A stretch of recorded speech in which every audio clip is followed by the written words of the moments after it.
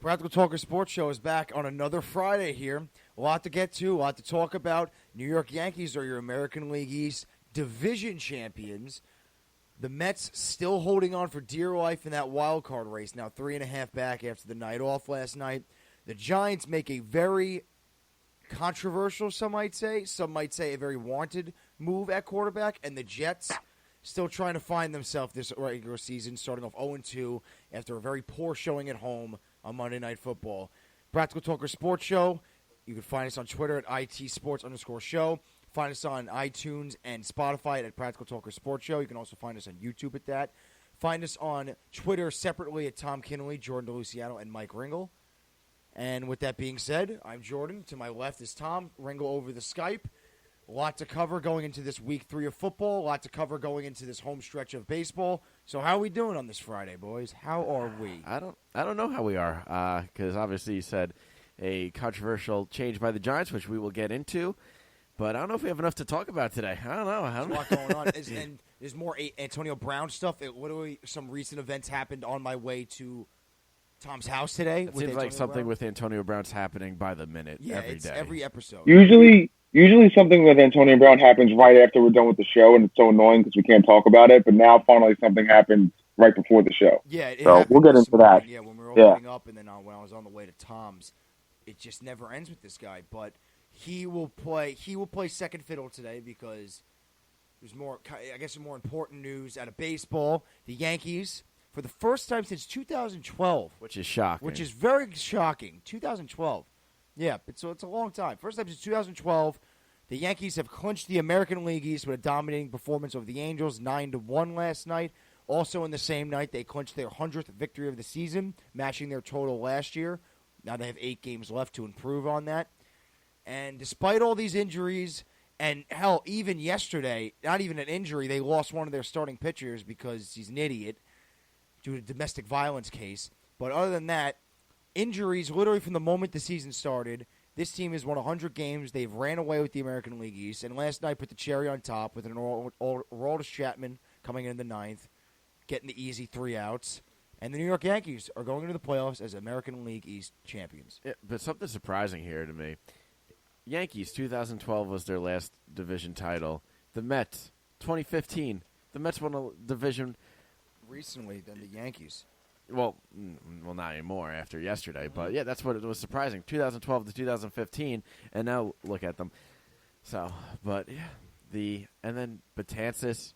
Yeah. That's crazy. He gets back from a serious injury, celebrating on the mound. Bam, another serious injury. Yeah. Partially torn ligaments in his leg. It's been the theme all year. It's injuries, and then as soon as one guy comes back, another guy goes out. And as soon as one guy got back, he went back out. And then not even injuries, we finally get Severino back, the ace of the rotation on the Yankees, and then your 18-game winner, Domingo Germán's probably done for the year on the commissioner's exempt list. So I don't know exactly what it's called in baseball. Maybe it is called that. I'm just basing it off what football's called. Ringo, do you know the name of it? I don't. I saw it like a couple days ago, but I don't remember what it's exactly called. Yeah, but Domingo Germán, for now, is off the team because of a domestic violence case that happened earlier this week.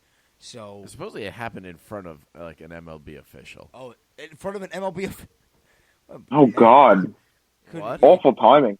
Yeah, really. Yeah, apparently he struck his wife after an argument. So, yeah, definitely not. You don't do that. Something you don't do. But see, now here's the thing with sports. It all depends on, I guess, the value of the person, because in real life, and how it should be in sports, is anything like this, and if there is undisputable evidence, they should just be done with. But here's the thing: I think the Yankees will cut them. Sports is a business, and it's all about making money. So they need the players who are going to make them the most money. And win an 18-game winner, 20-game winners, they make you money. So we'll see how this pans out, because we saw with what happened with Ray Rice. Once that happened, he was on the decline in his career. Look, nothing. But now you see it with Kareem Hunt. Yep. He got picked up. You see it with Tyreek Hill. He's still on a team. So Adrian Peterson is even on a team. Yeah, they're young guys who could still add still value. Ball. Yeah, they can still go. And Domingo Germán is he's a young pitcher on the Yankees rotation who can still pitch. He won 18 games this year. So I don't think we'll be seeing him for the rest of the year. Next year will be up in the air, but I don't think the Yankees will be seeing Domingo Germán this year. He might even be if right now it's not looking good for him, and if it stays that way, he might be off the team. So the Yankees seem like an organization where they'll cut him. Yeah. They won't take this.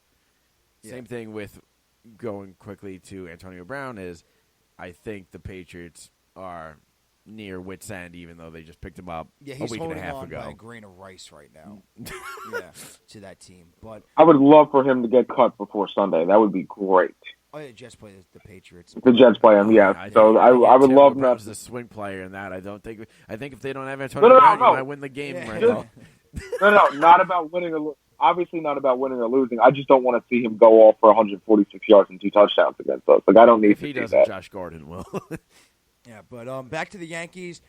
I propose this question now to you guys are not Yankee fans, but it's still something to think about. They just won the American League East. They are a half game behind the Astros for the best record in the American League. If they get the best record, they either get the winner of the wild card game, which can either be Tampa, Oakland, or right now Cleveland, who's right there with a game back or a half game back. Cleveland's a game or a half game back. Or if they get the 2 seed, they get Minnesota, who they play really good against historically in the playoffs, and who I think they match up the best of. So, to you two, Ringle, where would you want to be? And then Tom will see, where would you want the Twins as the 1-2 seed, or would you want to get that 1 seed home field advantage, but face potentially better teams in Oakland and Cleveland? Yeah. I'm looking at it right now. I think I agree with you, and the safe bet seems to be Minnesota. But you are taking a risk if you play the wild card winner, because let's say Oakland doesn't win. I think you can beat Cleveland and Tampa Bay, but you do get the risk of Oakland winning that game, obviously, and you guys don't play well against Oakland. So even though you would be home, obviously you have home field advantage, but you never know. It's the playoffs. You never know what could happen. Oakland does beat you guys up a lot more than they should. I think so. I would agree with you. Play it safe with Minnesota. That way, because you don't know what's going to happen with those 3 teams. Yeah, for the next 10 games. Home run hitting team. They're right behind the Yankees. With the Yankees last year broke a how many year old Mariners home run record, and then this year the Yankees broke their own record, and the Twins broke the Yankees record. Everyone in the MLB this year is breaking their own home run record. It's insane what's going on. The Mets just broke theirs. It's obviously the balls are juiced. Yeah. Okay, so I'm not looking at home run records anymore as astronomical numbers that people aren't going to be able to reach, because every year there's going to be a new leader for the teams, for the people, for everything. I don't think anyone's hitting Bonds', but best. Well, A-Rod was close, but he was the on the closest, juice. but then So was Bonds. I was going to say so. But and then Mark McGuire and He's on the everything. they're all on the juice. So. Yeah, but now, the only thing juiced right now might is be the the ball. balls, yeah. But if you get the guy to be juiced and the ball, what a it's lethal. what a combination. combination you got there. That's 100 home runs a season. So, but we'll see. Yeah, that's what I said about the home runs. The Twins hit a lot of home runs at Yankee Stadium. That could go against you, because the Twins could hit just as many as the Yankees. And with the Yankees starting pitching, yes, James Paxton, since the All-Star break, has looked like an absolute ace. Tanaka has looked good. He has his games, and he has his games where he lets up a lot of home runs. And you don't want to run into one of those in the playoffs. But Tanaka historically has been good in the playoffs. But I would want even though the Twins do hit a lot of home runs, I wouldn't want Oakland. They annoy me. The Rays, the Yankees can beat, but they annoy me. Cleveland would be a tough game, would be a tough matchup, even though Cleveland's kind of like up and down. So, Tom, I would just who go. you feeling? I think you just go with the Twins. Because if you look at the wild card, that's 3 possible teams. You don't know what you're getting. Yeah. So, as it's not a safe bet, but I think the safer bet is with the Twins. You have more of an idea of what you're getting. You get to plan out a little bit. You get to look at matchups. You get to you have Aaron Boone, who's able to sit down and look at what he's planning out. If you know what you're getting, if you have 3 teams to plan for, that's a little bit harder. That's annoying.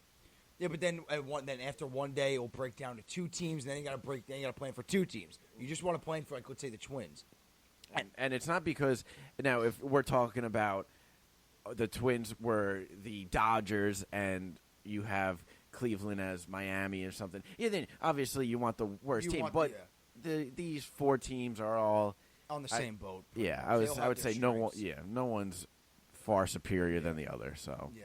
And at one point in the year, it looked like the Yankees could have played the Astros in the first round because the Twins had the best record at late going into the summer at some time. But now that would have been awful. That would have been awful. Well, that would have been great. Get a quick first round exit. Yeah, for two of the best teams in the league. All fans of the Yankees. Yeah, it would have been great for teams in the American League, other than the Astros Very and the Yankees. True. Yeah, they can make it a little farther than they would have expected. Get some momentum on their side. But the National League, we'll stick with baseball right now. The Dodgers may have been the obvious pick, but Atlanta, despite pitching problems, has looked pretty good. Atlanta's a very good. You don't want to mess with Atlanta. So, and then you have Washington, the Nationals, who have an MVP candidate in Rendon. I honestly believe a big 3 in pitching. Whoever makes it as the second wild card, whether it be the Brewers, whether it be the Cubs, and the slim chance it's the Mets, I think whoever makes that second wild card is going to beat the Nationals. Is he going to beat the Nationals? I don't think the Nationals are making it out of that wild card game. I agree with that, Tom, because the Nationals do choke a lot. They have a history of choking. But if the Nationals make it out of the wild card, watch out for the Nationals because they have a 3-headed monster in their rotation. MVP candidate Rendon. The bullpen's the problem. They're a good hitting team. They'd be playing the Dodgers. Yeah, who have a bad bullpen as well. Which you would have pitching duels pretty much, depending on if the postseason pitchers step up. Like Kershaw does not have a great postseason resume. You got to see if the Rue on the Dodgers can replicate what he does in the regular season in the postseason. But I think if the Nationals make it out of the wild card game, which I kind of agree, I don't think they can. It'd be hard for them to make it out of the wild card game. But if they do, the Nationals might want to be looking out for. Then you get the Braves. The Braves, the pitching might be their. Might bring them down, might be their iceberg to their Titanic. The Dodgers, I think, are the favorites, though. But then you also have the Cardinals. And forget about the Cardinals. They're hot, right? The Cardinals are playing good. I honestly don't view the National League as a race or anything like that. I just think Dodgers. That's all I think. Yeah. I think the Dodgers, it's not a clear path to the World Series, but it's theirs to lose. It's just that simple. It is theirs to lose. Are they going to pull Go on. Sorry. I was just going to say the most interesting thing about all these playoffs in general, but the NL is Milwaukee. They're looking like one of the hottest teams right now, and they have a minus 21 run differential. And no MVP candidate on their team anymore. And no MVP, Yelich. Yeah, well now Yelich is not there, but it's crazy how they're the only team with a minus out of all the AL teams, all the NL teams that are in the hunt right now, and they've been at the top for the majority of the time. So that's pretty interesting to me. Yeah, because their pitching's bad. I couldn't name a. Yes, but the fact that they could still win these games and get themselves in a playoff spot. That's what I'm trying to say. Even the Mets have a plus 37. Yeah. Like how I'm not saying the Mets deserve to be in over. You got to win the game. Like the big 3 teams in the AL, and their run differential is like plus 100 and something. No, it's the AL. It's Houston's at 259, which is insane. Christ. The Yankees are at 203. Minnesota's at 171, and then you even have the wild card teams. Oakland's 153, Tampa's 110, and Cleveland's 122. They're all wild card Brewers at minus 21 or 27. You said minus 21. You got the wild card Brewers. Yeah, you got Washington's 113. The Cubs are 114, who are currently out of a spot, 1 game back on the Brewers.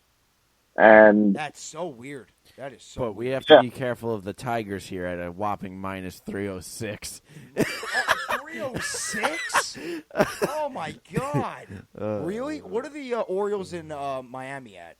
Oh boy, 306. Orioles are minus 266, and Miami is minus 179. Yeah, in the NL. So yeah.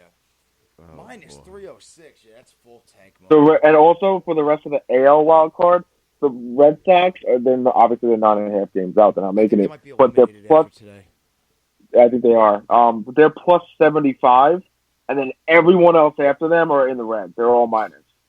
The Red Sox should be in the hunt in the NL. Like that's how it should look. Green. The rest is red. Nope, not. Yeah, like the AL is how it should look, and then you have you have the NL where you have teams that are in the positive that may not even make the playoffs because the Brewers might sneak in.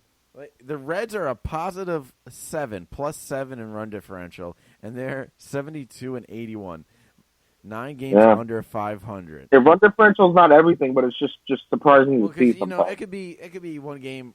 Well, like you lose literally one game and you lose it by 15 runs. Yeah, but that's only one game against. That's so, why. That's it's why not everything, but it's just fun to look at. Exactly. Yeah, so, that's crazy. Talking about this, going now from the Yankees to the Mets with these standings, the Mets are 3.5 out of that second wild card spot with 10 left to play. Obviously, it's going to take a miracle. Yeah, and I guess the season coming to a close, I feel like it's all for nothing just because you're sticking with Mickey Callaway, you're sticking with Brody, and. But Tom, that's regardless whether you just miss the playoffs or make the playoffs. So yeah, but that's what I said before on the show. I would rather make the playoffs or completely be out of it just because of this situation. If you make the playoffs and you keep them, okay, we made the playoffs. But now all the just confusion and everything going on with Mickey Callaway and the GM who's calling the shots. Is it the GM from his home on a couch? Or is it Mickey Callaway? And that's just not something you really want to have on your MLB team. Maybe if it was a single-A club, all right, I understand it. But this is the major leagues, and you're having this confusion. I would have rathered them both be out. These two get a pass, so they're going to be back next year. Probably this is the Mike Tomlin pass. Yeah, this is probably the Mike Tomlin pass they're getting right now. The only way Mike Tomlin doesn't get the pass is if they're a complete embarrassment this year. But Mickey Callaway and Brody at one, like literally in the span of like June, it was like, okay, when's Mickey getting fired? You wake up, did Mickey get fired? No. I still want Terry back. Yeah. But Tom, I'll go with Jordan. Oh no, I was just talking about how like every day, and even Brody, you were waking up like, when's Brody gonna go? And now they're back for another year probably. But what I'm trying to ask you, Tom, is whether they make like you said, if they make the playoffs, then you're not okay with keeping Mickey and Brody, but like it's understandable. Yeah. But to me, it's the same thing whether they make the playoffs or not. To me, they should still both be fired regardless because if they just sneak into a playoff spot, what's the difference? Well, no, it's that's still exactly the same right, but team. It's still the same issue. Oh no! Right now, there's no difference. Right now, they're still gonna be on this team come next year, just because they made this run. So what I was saying is, right now, if you make the playoffs or you don't make the playoffs today, they're on this team next year. I'm talking about a few months ago, while they're making this run. If they come up short, which they are, they're still gonna be the team. I'd rather them have not made this run and get rid of Mickey Callaway and Brody. I get what you're saying, but so it's either you make this run and you come up and you make the playoffs, great, keep them, or don't make this run at all and get rid of them. But now you make a run and you get nothing out of it. It's a lose-lose. Yeah, you get nothing out of it by making the playoffs. But to me, making the playoffs will be an achievement. Like if they do it or whatever. Like seeing this from like you said 2 months from now. But to me, it's still being realistic. It's still kind of a lost cause making the playoffs because I don't think that they can contend. Yes, it's looking at it 2 months ago, it would be fun to see them compete and make it and see what they can do. But it would have always have been a negative thing because it would have kept keeping Mickey on this roster and Brody.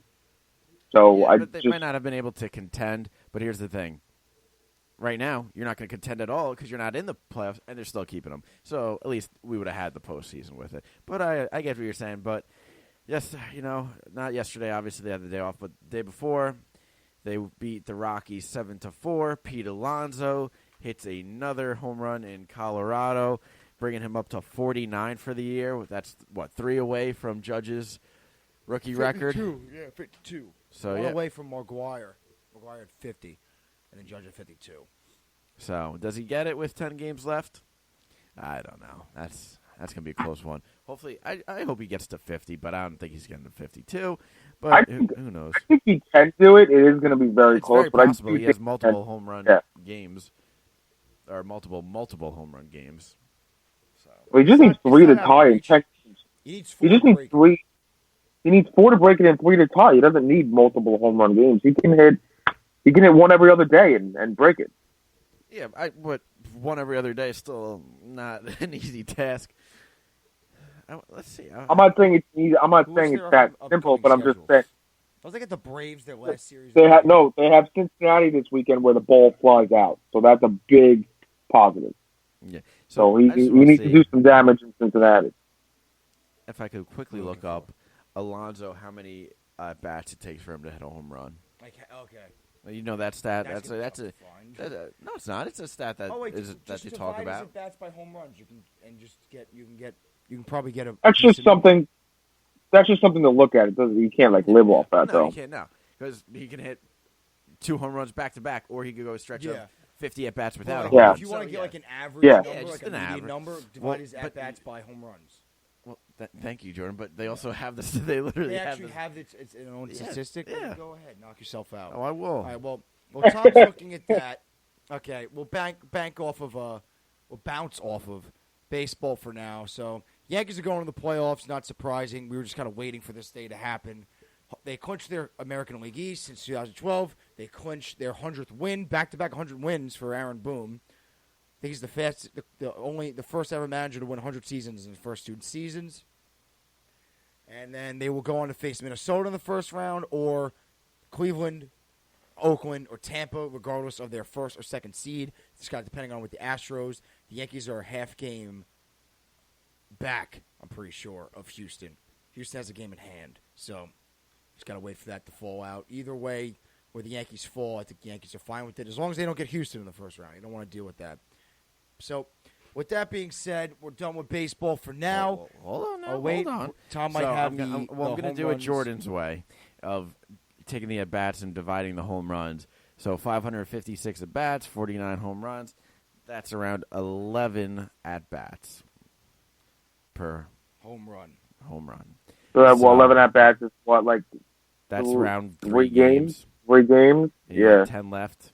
So Probably- that's around 2 or 3 more home runs if he stays on It could average. be. It's probably like 2.5 games, honestly, because you can get 3 to 4 at bats a game. So it's probably like 2.5 games. Mm-hmm. Well, then that's So- assuming, I think he will, obviously, but that's assuming he plays the 10 games and not sit out 1 or 2 games. So Sure, we could have it. Let's say there's a buy-in, like you have to get a playing game of the wild card, game 163. Those stats don't count the regular season, right?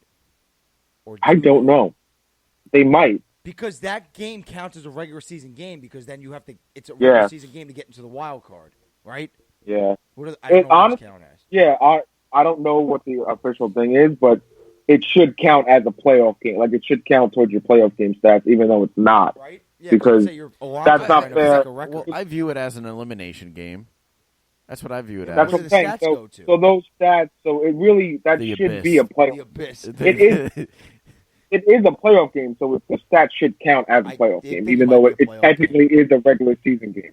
I think it might be a playoff game. Well, Jordan, thank you for saying they might have a chance at a playing game, but I don't think. Yeah, they're I'm just gonna. saying. I'm just giving an example because I didn't know what. There'll be some controversy if he's got 52 and they're in a playing game and he hits 53. It's a home run. Does he break the record? Yeah, I don't know. Technically, it shouldn't. It shouldn't. It shouldn't. Yeah. Yeah. So you're right. That's why I'm leaning towards playoff. Yeah, but then game. you look at basketball, and I know this is a different case, but there's some games where it goes into triple overtime, and somebody gets like a 50-point game. I'm like, you really didn't get a 50-point game. Baseball, same thing. It's like extra innings. I got an 8-hit game. Yeah, that's different. But all right. So off of baseball, we're just waiting for the end of the season, and October baseball is right around the corner. Backing now to football. Football's been in this whole week, mainly New York news, has been all over the football world. Before we get into football, we quickly just got more AV stuff. Well, no, we got a text from our friend Justin Carpinzano. Herman out for the year. Won't pitch rest of the season or postseason. There we go. Investigation. Doing it. Yep. I literally just called it. Don't be surprised you don't see him for the rest of the year. So yep, he's done. All right. So I was thinking the other day, I'm like, wait, without Herman, I'm like, who's going to be like their starters? Like you have Paxton, you have Tanaka. I'm like, oh wait, I forgot Severino's back.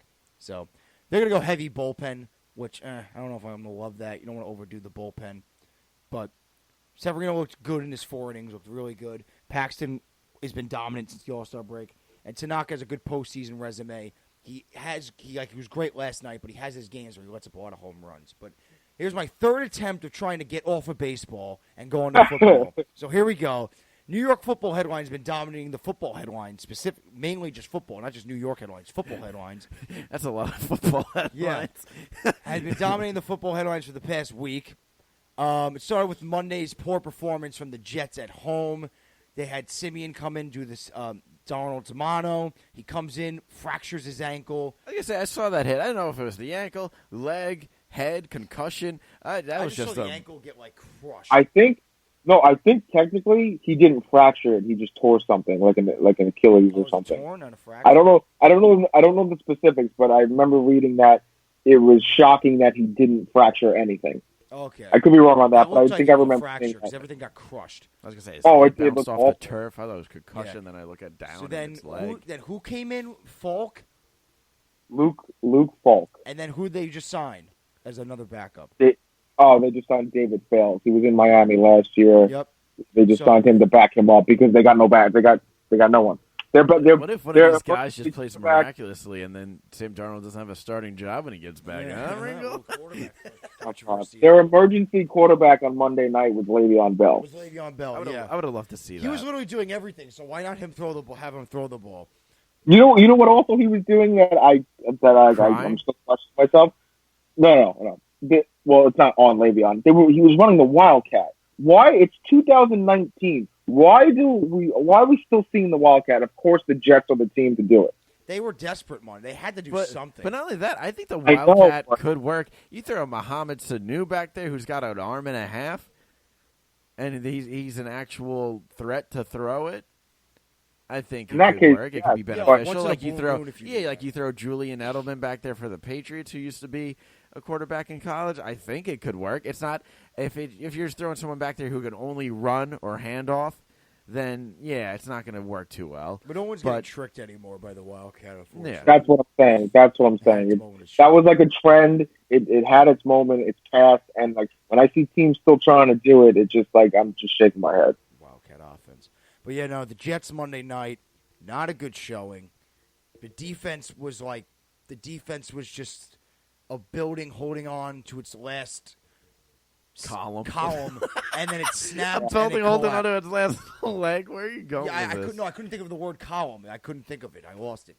But they're like a building holding on to their last. They were holding on for dear life, that defense, and eventually they snapped. Let up that huge touchdown to Odell, and then who wore another watch, just this time a little bit more expensive, I think. What happened? Odell wore another watch. It was like what, $2 million watch. Yeah, that's good, Odell. Good. So then they lost 23-3 to the Browns. The Browns don't look any more impressive than they did last week. That's what I was gonna say. The Browns did not play a 23-3 game. No, they played a bad game. Lucky they played an amateur team. Yeah, a team that's completely lost on defense, has no weapons on offense, an offensive line that can't get it together, no quarterback. No secondary. Their best player on defense is still out and not practicing. Their rookie defensive player, they drafted third overall, is still out. Has he practiced, Ringle?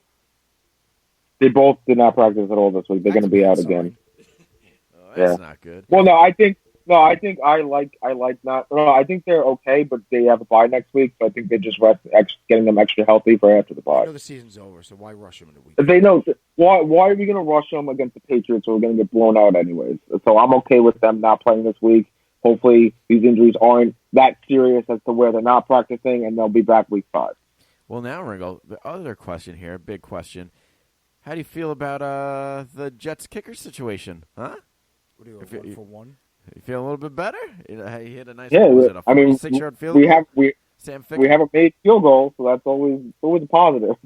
It's baby steps. It's baby steps. We're not asking for much. Defense. It was a 46-yarder. That's nothing to scoff at. It wasn't a 20-yarder. 46 for Sam Ficken in the second quarter. A grain of salt for now. But the Jets have a boatload of problems in front of them. Jermaine Johnson was benched. Jalen. Jamal Adams. Somebody's calling him Jalen. Jamal Adams was Adam Gase came out and said he was not benched. He was just sat for the last 5. Yeah, because plays. the game was out of reach, and he felt like he was going a little bit haywire. He's like, you know what? It's not worth it. Just chill out. Mm-hmm. So Jamal Adams, I'm guessing, I'm just going to go out on a limb here and just say he did not take that well as a competitor. And not only that, we can tell he didn't take it well because of what he did on social media. Yeah, the following day. Yep, he took the Jets out of his bio on Twitter and supposedly unfollowed them on other social Apparently media. He never followed them. So that's apparently, but yeah, apparently he I don't still know if I followed. believe that. Yeah, he said he never followed the Jets on Instagram, but he followed the Jets on Twitter. But I don't believe that because for someone who always #take flight, #JETS Jets, exactly. #this, #that, and you're not going to follow your team on Instagram. Come on now. I don't know if I believe that. I think that's just a bunch of he BS. unfollowed them on it. Well, yeah. The story was that he wasn't following them on Instagram, which he claimed he never did, but he never unfollowed them on Twitter. He was always following them on Twitter. And he changed his bio. He took the Jets out of his bio, and he took LSU out of his bio also, and replaced it with a religious quote. So it's all just nothing right now. It can be something. It's all a show. No, it can be something. He was definitely upset that he thought he was benched at the time, but Gase has spoke to him since then. I read, and that he told him his reasonings for doing it. So I don't know if they have an understanding, but they at least tried to have an understanding. So right now it's all just nothing. It's all speculation. Yeah. It can be something that can. This could be something small that could blow up to something big. It could be a tumbleweed. 3, 4, 5 weeks from now. Yeah, we don't know. It could stay nothing. We don't know. This is all. But it's all all the Jet problems right now, I guess this for now it's a minor problem because if he would have benched him, he would have came out and said like he did with Tremaine Johnson, like you're not playing good. Mm-hmm. Exactly. And Jamal Adams is obviously not playing good. He's playing very well, and Tremaine Johnson is nowhere to be found. But now in today's NFL, where literally any adversity that a player has to face that they're not wanting to or willing to, they'll ask for a trade. And that could have been happening with Jamal Adams. He could have been on the cusp of asking for a trade. Ringle, were you a little nervous there that he was going to pull a Jalen Ramsey? Of course. As soon as I saw reports of him changing his stuff, it was just unfollowed Jets, takes Jets out of bio. Like before the story developed a little more, it's still a story about nothing right now. But before it developed a little bit more, of course I was nervous. I didn't know what was happening. I was like, come on. Like this guy does nothing but he seems like he genuinely cares about the Jets. Wants to be a good player in this league, wants to win for this team, and then randomly just changes his tone and wants to get traded after a game where you have the third-string quarterback. He probably got into a little pissy fit because for the first time in his career, he was kind of disciplined, and he's never faced that, and he kind of didn't know how to handle it. That's exactly what happened. He did not face that with Todd Bowles whatsoever. The whole team walked all over Todd Bowles. So, but now looking on the other side of the field during that 23-3 game, you look at the Browns. The Browns, who are supposed to be an offensive juggernaut, only scored 2 touchdowns, one of which was an 89-yarder from Odell Beckham. Quickly, did you guys see Marcus May running the wrong way on that play? They had they had like the number. Like you look, there was a number thing where it just shows the routes of every player. And Marcus May, literally, Odell is coming up and just literally just doing a 5-foot slide to the left and running, and he's just going to the left. Marcus May runs right past him. He ran the wrong way, and Marcus May was like 18, 20 yards off the line of scrimmage. So he had a good jump and still couldn't get him and ran the wrong way. Like Odell's running up the field with the ball, like when he's breaking through, trying to just about to break through the second wave. And Marcus May, Odell's going left, and Marcus May just running slanting to the right. He turns around. Marcus May saw something that no one else saw. I don't know what Marcus May was thinking. It wasn't anything right. It was completely wrong. I'm like, yeah. No, I'm not defending him. I'm just saying he saw something that no one else saw and felt the need to get there. Saw a ghost. I don't know why. I just love plays like that where you get an explosive player just open in the field, whether it be like a Julio Jones from the Falcons against the Eagles, and they just take off and like their speed. You just see them go. It's just a fun time to watch. Human beings look like they're taking off like a car. It is just incredible to see them in the open field like I that. think Julio Jones hit 20 miles an hour on his touchdown run Sunday night. It is insane. I don't know what Odell hit, but he was moving. And then you had Nick Chubb with a 20-yard run. And then other than that, he had 3 field goals. So for a team, people are throwing in the Super Bowl and to be an offensive juggernaut. Ready to throw him in the Super Bowl. They're not. Obviously, the Jets have a nice defense, but they're not where they should be. The Browns should be putting up. The Jets really don't have a nice defense. They had Mosley out. Avery Williamson is obviously out for the year, so the 2 big key injuries. The secondary, our best player, Trumaine Johnson, was benched. So you had Nate Hairston and Darryl Roberts as your 1-2. So what defense has really gotten thrown out there? So, like, I'm also not defending them. They did hold their own a little bit, but it wasn't. I don't think it was much of the defense playing well. It was just Baker couldn't get it together, and the Browns just didn't look awful. So it's definitely a little bit of both. But really, I was going to say any team has a nice defense, really, because I have a Giants defense. So any other team has a nice defense in my mind. Yeah, but there's still holes on this Jets defense that need to be filled for all these playoff hopes and stuff. It's irrelevant with this defense. Like playoff hopes. But the Jets defense. That's exactly what happened Monday. They played good, but also the Browns offense played bad. So you got to. It's a little bit of both. I wonder how many people, when they saw Sam Darnold went down to mono for 5 weeks, how many people are well, there goes the playoffs. They were like, oh, no, Tom, a lot of people thought that. Well, to say that, right, a lot of Jet fans thought that. I wish I saw some of those tweets. As if the playoffs was ever a thing, in my opinion. Like, yes, you want to hope that they're in the playoff race, like, towards the end of the season. That's all you can hope for this year. But I'm not expecting to, like, make the playoffs. Like, I don't know. Remember the year when Tom Brady went down with a knee injury in the first, week? I think it was the first week to the Chiefs. 18-1 year, I don't.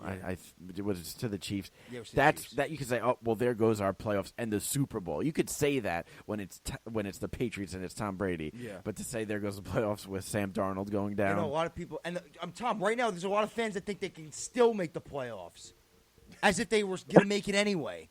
I sent Jordan some things I saw on Twitter, and these fans are just clueless. Yeah, no, there's so many clueless. How they think because we have an easy schedule after like week 5 or 6, that we're just going to win every game because it's easy. We're just going to do it. Jet fans think that just because Sam Darnold comes back, like as if when he went away, he was Tom Brady. He went away and he was still trying to find himself, still trying to get into his own groove.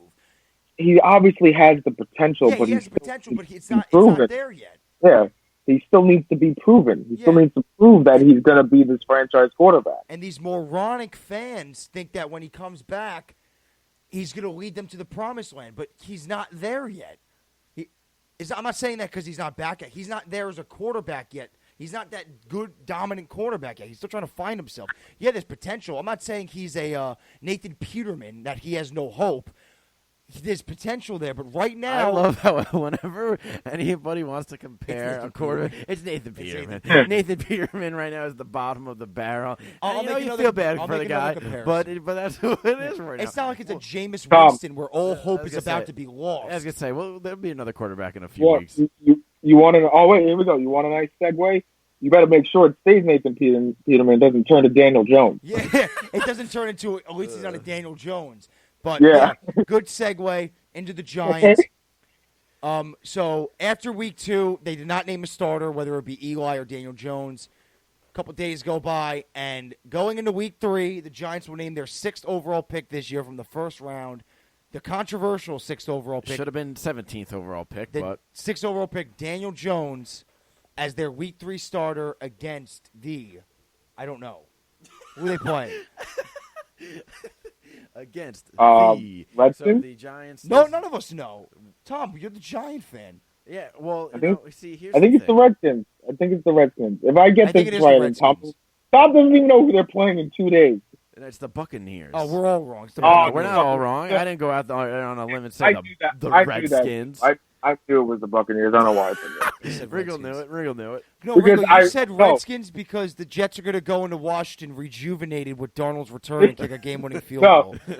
Obviously, I didn't know it because I said Redskins, but as soon as I heard Buccaneers, I remembered that from a couple days ago. Yeah, I was telling. I have to show you that when we're done. So So Danny Bones Jones, Danny Dimes, coming off a good preseason, but against the second and third stringers. And then but still a good preseason. Yeah, but then the regular season action that he did see, all of a couple plays. He fumbled. Yeah, against Dallas. But, Tom the Giant fan, a lot of people in the sports media world seem to be supporting this decision. But Tom the Giant fan, we'll start off with you. How do you feel about the Danny Dimes starting, Daniel Jones starting week 3 so soon into his NFL career? So, I am on both sides of this. I'm looking at it as, is this too early? Shit. Sorry, I dropped it. Is this too early? In my mind, yes, this is too early. I would have had Eli play a good amount of time. I would say at least half the season I would have had Eli in there. And then going forward, I would maybe give Daniel Jones, if we're out of it, well, we're obviously out of it. If we were not looking good at all, which we're not, give Daniel Jones 6 games. Let him see what he could do. Because we need him to still prove what he has. No one knows what he has because he has not played any regular season games. And now we get to see this. So on the one side, I'm saying it's too early. But on the other side, all right, let's see what he has. He's got the regular season to prove 14 games worth. 14 games worth. He might not have it all, whether it be injury or he just plays horribly and they have to put Eli back in there to give him a little bit more time. But he has the rest of the season to show Giants fans and everyone around the NFL what he has. That's all you need. Yes or no? But Tom, yes or no question. Do you like it or not? See, that's the thing. I'm indifferent. If you were Pat Schumer before this got announced, and you were asked after week 2, who are you going to start week 3 if you're Pat Schumer?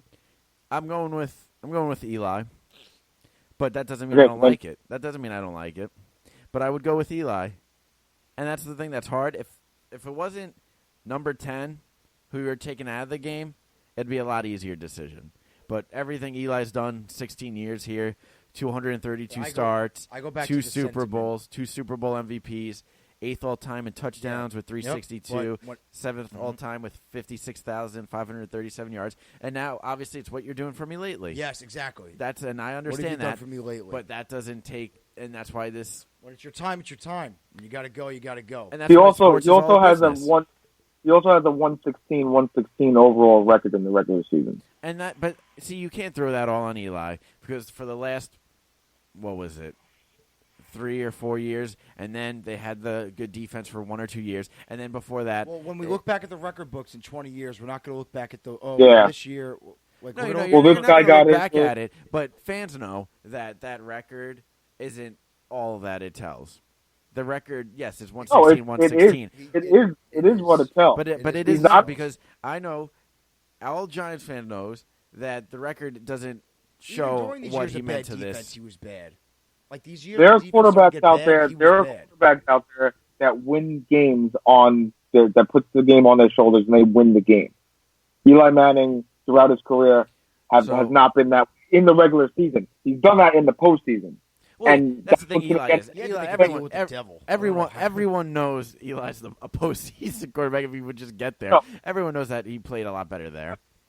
I'm not saying that Eli doesn't belong in the Hall of Fame. He does. He's a Hall of Fame quarterback, but he's a very questionable regular season quarterback, and he's going to be a borderline controversial Hall of Fame candidate because of his regular season attributes. I don't think he's borderline. I think. Obviously, I'm going to say he deserves to be. I think everyone who watches football, knows football, thinks he deserves to be there. If you look at just the record, then, yeah, that's where it comes in question. But for what else he's done with this game, I don't think it's up in the air. No, everyone's going to put him in, but he's just the most interesting candidate in a while because he really wasn't that dominant as other quarterbacks are in this league and that have gotten in the past. Like, he's not like there are quarterbacks that have 10-win seasons every year. Eli just wasn't one of them. Like 10, 11, 12-win season wins every year. That's what I'm saying. That's what I'm saying in the fact that he's interesting in that way. Yeah, but back to Daniel Jones though. I think this move is incredibly risky Because Pat Shermer said we're going to stick with Eli until we're out of the playoffs, but I guess he waited 2 weeks. Like, okay, I guess we're out of the playoffs, and I think it's incredibly risky. I think he needs much more to learn. You can give him games at the end of the season, and trust me, he'll get a good amount of games towards the end of the season because they're going to be out pretty soon. He'll probably get like 5-6 games at least at the end of the season when they're out. Yep. He can learn more from Eli by watching him his mistakes or whatever. I feel like you're throwing him to the Wolves too early, and it was a controversial draft pick to begin with, and now you're going to throw him out there. Week 3, when no one was expecting him. Some weren't even expecting him all year. And this could quickly become a disaster for the Giants. After Sunday, it could quickly become a disaster based on how he plays. No one's asking him to go out there and win the game. No one's asking him to go out there and go for 350 yards and 3 touchdowns. They're just asking him to look good, look capable, have a decent showing. And just like this, just like a snap of a finger, by week 3, it could become a disaster, and everyone within sports media, football media, and Giants fans could be questioning, are we screwed for the next how many more years because we don't have a quarterback? Yeah. So I'm looking at it. Rushed number 6 overall pick, which was controversial, into a week 3 start. I'm looking at these last 14 games as a hike, so to speak. It's going to be a cliff. He's starting right now at the bottom. I don't expect him to start, as Jordan says, 350 with 3 touchdowns. I don't expect him to start right at the top. He's got to work his way up. And just as Jordan said, we just want to see something that makes us think, okay, this could be the quarterback of the future. That's all we're asking for. Let's see you start to climb up that hill and see plays and throws that make us think, all right, we have something here. That's something you could have got week 10, but not week 3. Ringo, you're going off the thing of, oh, he should sit behind Eli and learn from Eli, and why can't he get in-game experience and learn from Eli? He can, Eli's but not get rushed into week 3. But he's not. It's not like Eli's off this team. You're still going to have that Hall of Fame quarterback on the bench, coaching you, teaching you, showing you things that you might not have seen. Yeah. But you're also getting in-game experience, yes, you are. and letting it develop from that standpoint, not the standpoint of let me sit for a year and then go out there. Yeah, he could be rushed to it too soon, but now we're going to know we're going to give him more than half the season, 14 games worth of playing time.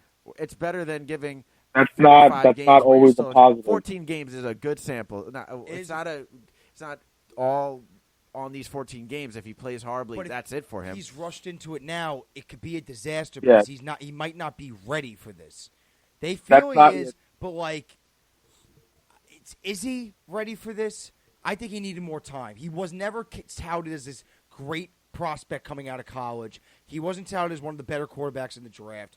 And now he's being thrown into week 3. Okay, so let's just say after he's not ready. I said that he's Eli starting to the end of till they're eliminated. I've said from the beginning, the Giants' best case scenario is if you don't see Daniel Jones all year, or at the very least at the end of the season when they're out and when they want to give him 4, 6, however many games they want to give him. I said that from the beginning.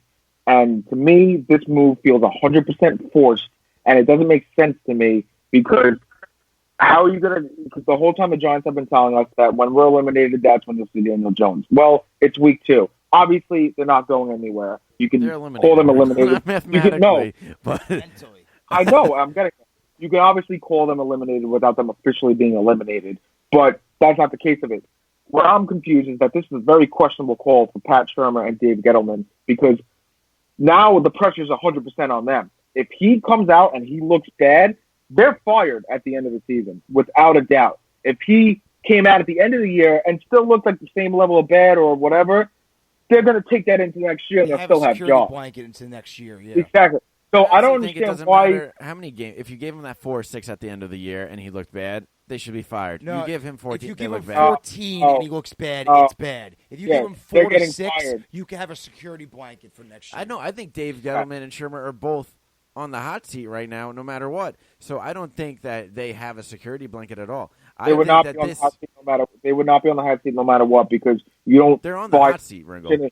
You don't. No, I'm saying you said no matter what. I'm saying they're on the hot seat right now because they made the decision week 3. If they would have held this out till week 10, 11, they would not be on the hot seat because you don't fire your coach and your GM who made this decision for this quarterback and don't even give them a full And you give them Well, 4 to 6 they- games no. for them to prove their point. I'm yeah, no, no, I'm you going. don't fire them. Nope, I'm going with that. They're on the hot seat before this decision. They're on the hot They're seat on the right hot now. seat. If you put them in week 10, they're on the hot seat, and I think they know that they're on the hot seat, so they're going with Daniel Jones to see maybe they could get themselves off that seat a little bit. Maybe they could cool down the seat a little bit. I think this is not They a might be last-ditch effort. exploding This is an seat effort with to the show decision. that we made the right call. We can develop Daniel Jones, and they're trying to keep their jobs. And this is what the decision's also going with. I don't think it's that putting them on the hot seat. I think they're trying to cool down the hot seat.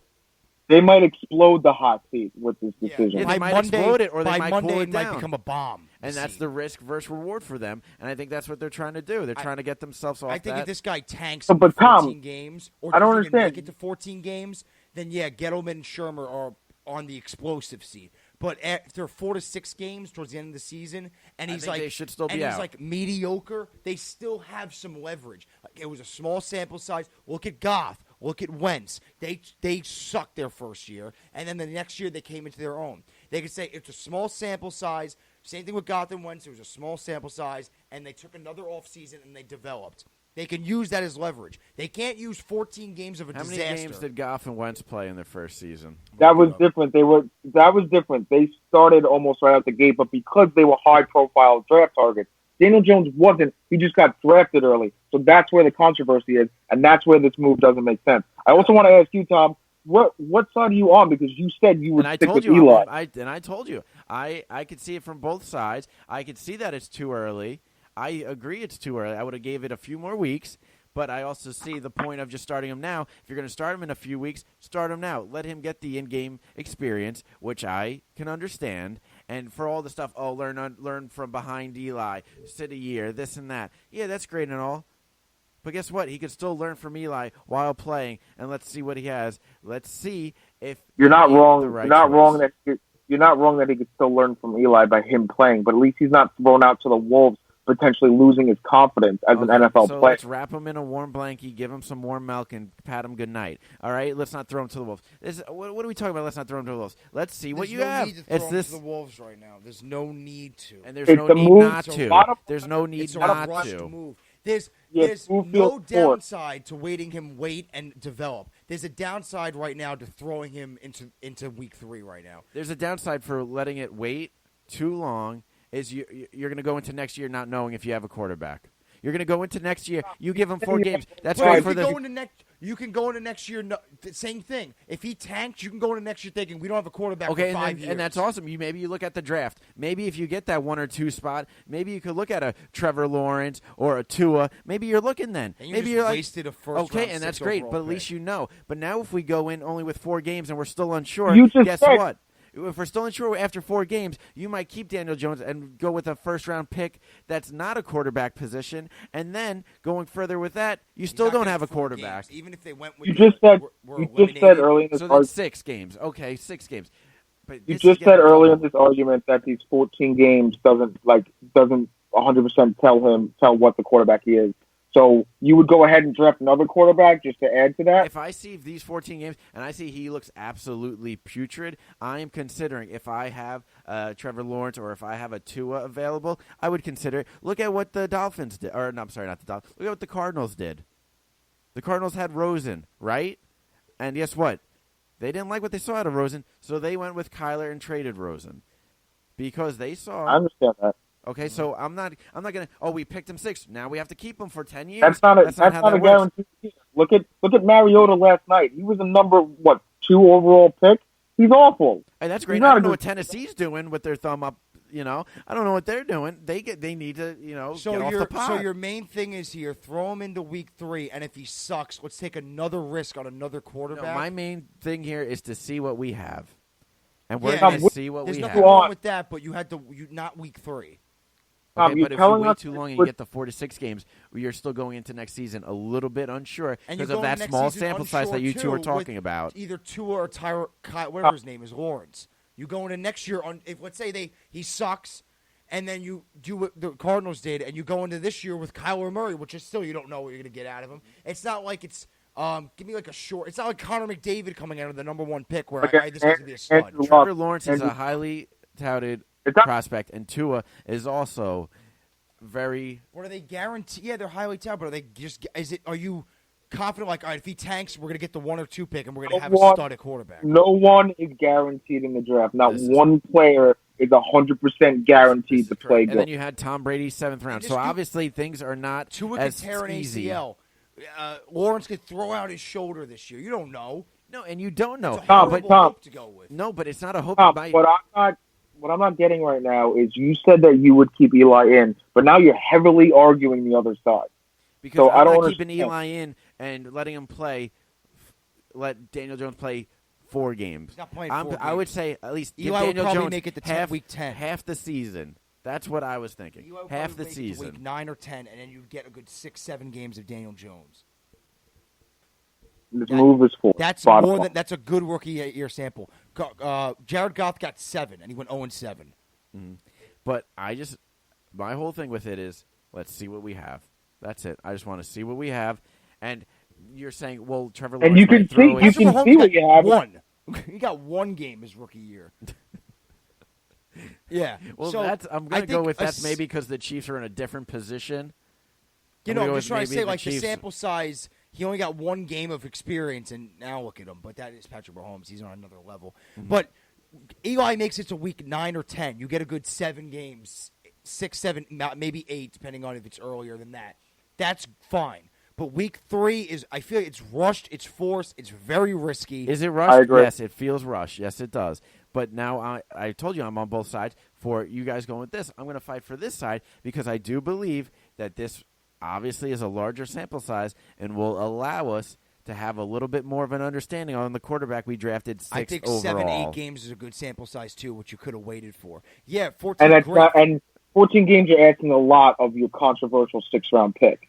And if he comes out of it looking really good, we know what we have going into next season. And if it would have came out of 7, 8 games looking really good, then you know what you're looking in for next season too. 7, 8 Exactly. games, 6 is even a You good. can- Okay, but now, Yes, okay, you yes, already if he's took looking bottom really line. good. That's not what we're questioning here. Is if he's looking really good. If he's looking really bad for 5, 6 games, you're going into next season a Jared little Goff unsure. was 0-7 in 7 starts, and then came in next year and went and started coming to his own. So if you would have took that 0, if let's say the Rams took that 0-7 sample size, and they would have went with a quarterback the next year, where would Jared Goff be now? Tearing it up, maybe. So let's say he has that 8-game sample size and goes 1-7, and then they just dump him. They didn't get No, the I'm not Rams saying didn't you- give I'm up not on saying you- Goff. I'm not saying you just dump him, You but these are can't fully base the Cardinals' decision on that. The Cardinals had a new coach with a new vision. He didn't want Rosen. and the Giants are right in that boat right now, possibly for a new coach, a new True. vision. So it's If not like you- the Giants yeah. have Tom Right Coughlin now, yeah. anymore, who was here for years and he was going to be here for a couple more years. This is Pat Shermer, who is on the hot seat and is out that door very, very easily.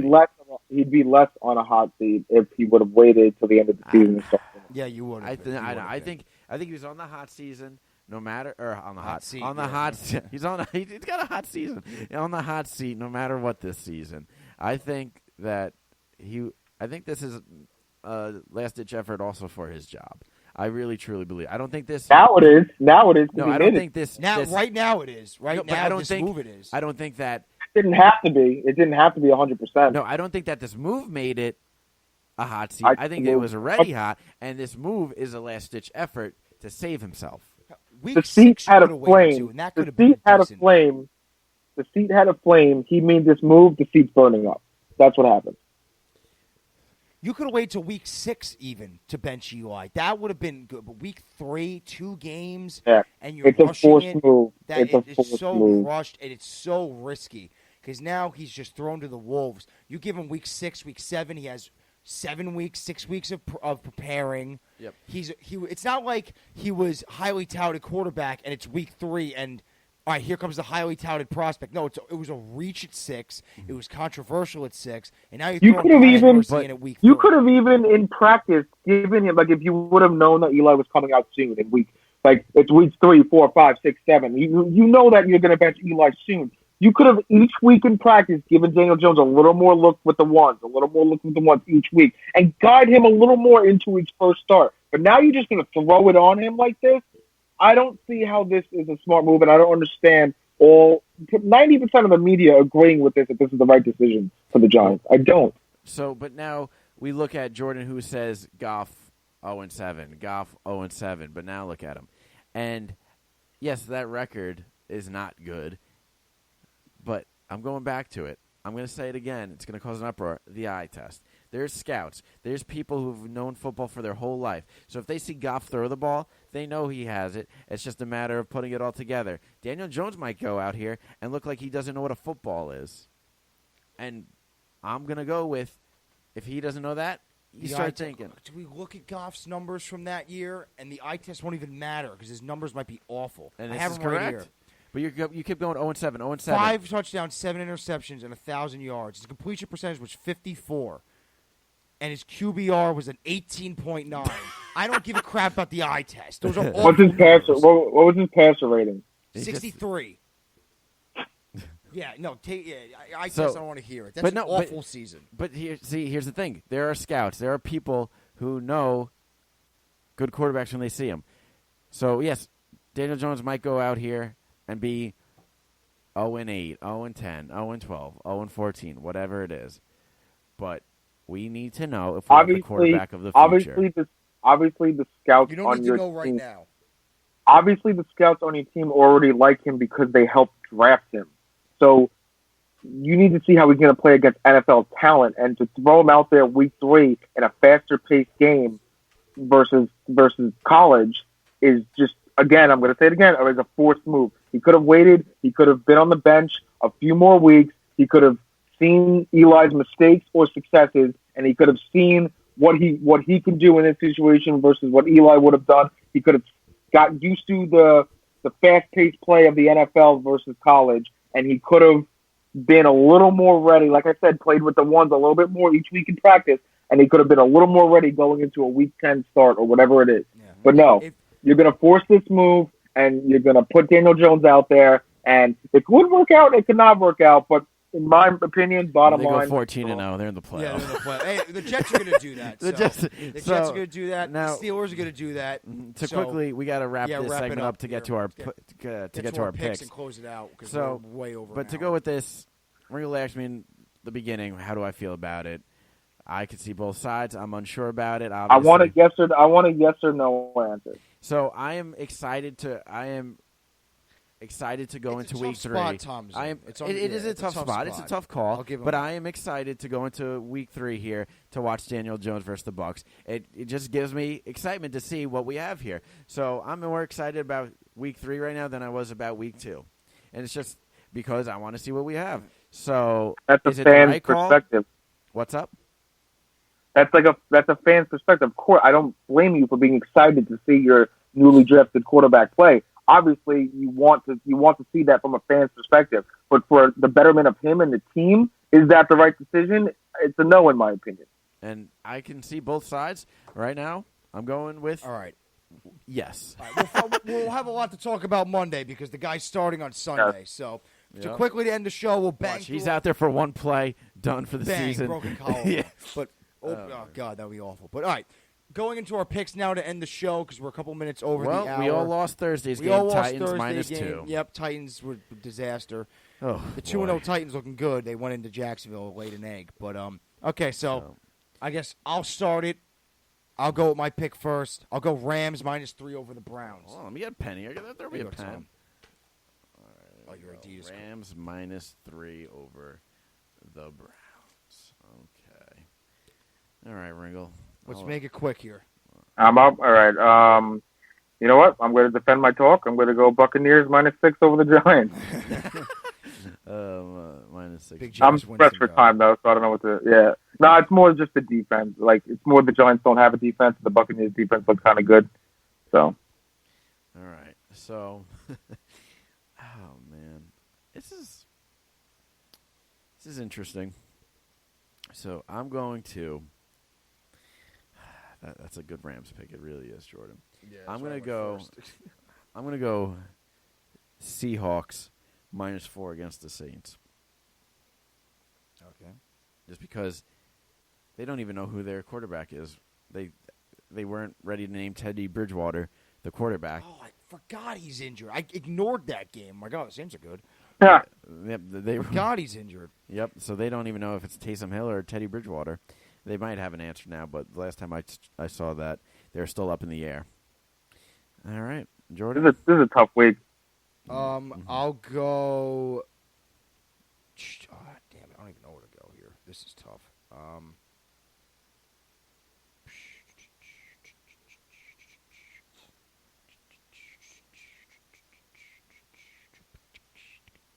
Let's go, Jordan. I'll go Chiefs. I'll go Ravens to. Oh, that's. I don't even know. Jordan, I would stay away from that game. Yeah, I know, right? Yeah. Cardinals -1.5 over the Panthers. That's not. I don't know. That's a good pick, though. That's a game. There's no that can go Cam. Either way. There's no Cam. No Cam. Yeah, I'll go Cardinals -1.5 over the Panthers. All right. It's mine. I'm up. Yeah, you're up. I'm gonna go Falcons +1.5 I against the wanted to do that. I wanted to do that. Yeah. The I think Falcons are that's so inconsistent. I don't know. I know they are, but I don't know. I'm not confident in it, but I don't know what else to pick. So, oh boy, I really don't know how this is going to go, but I'm going with it. So, the Dolphins, right? They are historically bad right now. They just are not good whatsoever. The Dolphins, let's see if I can find a fact here for you, are down a combined score of 102-10 in their first 2 weeks. So, do I go with the guy? You know what? I'm going to go with a different game. I took them last week against the Dolphins. We'll go Patriots -22 against the Jets. Oh, boy. All right, Jordan, your last pick. I'll